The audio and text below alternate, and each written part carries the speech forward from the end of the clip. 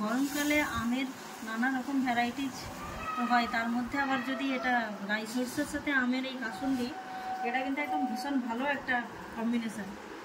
কাঁচা আম, গোটা শুকনো লঙ্কা আর রাই সরষা, আর তার সাথে সরষের তেল, এই দিয়ে যে আচারটা হয় না, এটা একদম ভাতের সাথে দারুণ লাগে খেতে। ভাত, রুটি, পকোড়া, সরষা আবার সাথে সরষার তেল, এর যে একটা ঝাঁঝ না, এতেই কাসুন্দিটা দারুণ হয়। এটা একদম ঘরোয়া একটা কাসুন্দি।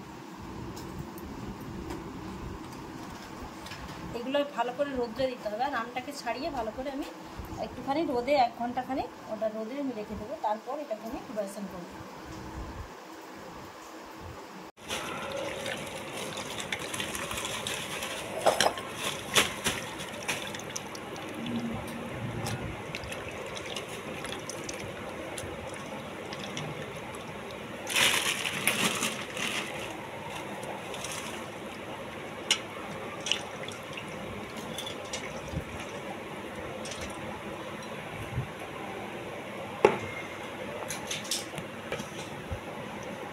এটা নুন দিয়ে আমি 1 ঘন্টা হালকা একটু রোদের মধ্যে আমি রেখে দেবো।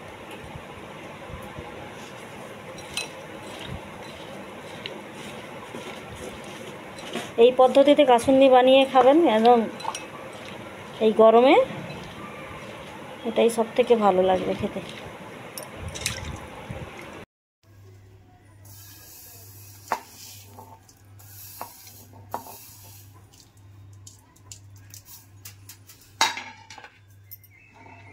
এটা কিন্তু আমি জল দিয়ে বাটবো না, লঙ্কা আর সরষাটা আমি এইভাবে পেস্ট পুরোটাই বেটে নেব, পুরো লঙ্কা সরষাটাই লাগবে।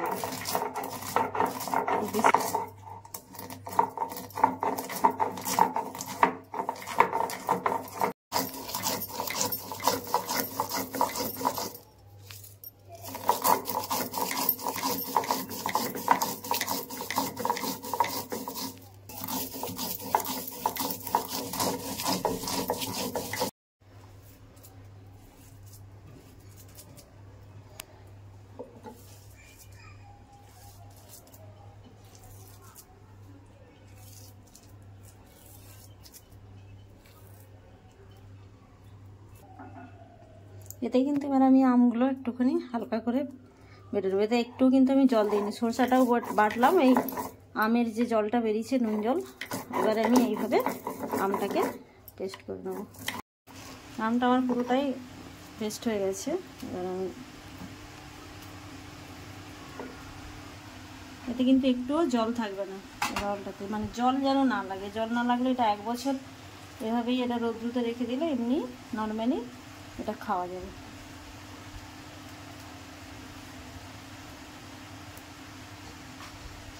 আর এটা মিক্সিতেও বাটা যায়, আর শিলনোড়াতে বাটলে এর টেস্ট অনেক বেড়ে যায়। এবার আমি এর মধ্যে দেবো কিন্তু চিনি দেব। চিনিটা 1 চামচ, 2, 3, 4।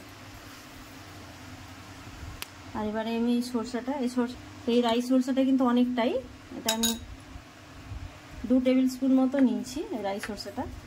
আর আমি এবার এখানে দেব হলুদ একটু, জাস্ট। আর দেবো আমি আমটাতে নুন মাখিয়ে রেখেছিলাম, তো একটুখানি পরিমাণ মতো কিন্তু নুন দেব। আর দেবো সরষের তেল। এবার এটা কিন্তু ভালো করে মেখে নিতে হবে। খুব ভালো করে এইভাবে মেখে নিতে হবে। মেখে আমি রোদ্রুতে কাঁচের জারের মধ্যে ভরে 2 দিন বাদে এটা খাওয়া যাবে। প্রথমটা একটু সরষা থাকলে একটু তেতো স্বাদ লাগে, সেই জন্য এটা মেখে রেখে দিতে হবে। জাস্ট 2 দিন পর কিন্তু এটা খাওয়া যাবে।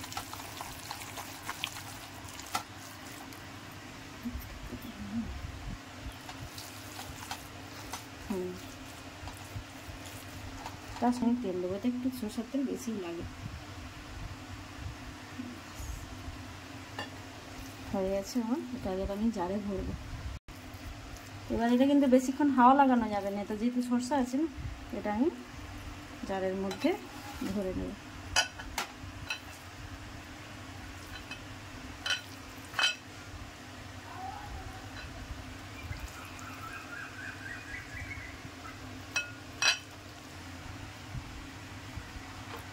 এবারে আর একটুখানি ওপরে এর ঝাঁঝ আর যার টেস্ট না, তা পকোড়াতে দারুণ লাগবে, যে কোনো চিকেন পকোড়া বা ভেজ পকোড়া যাই দিয়ে।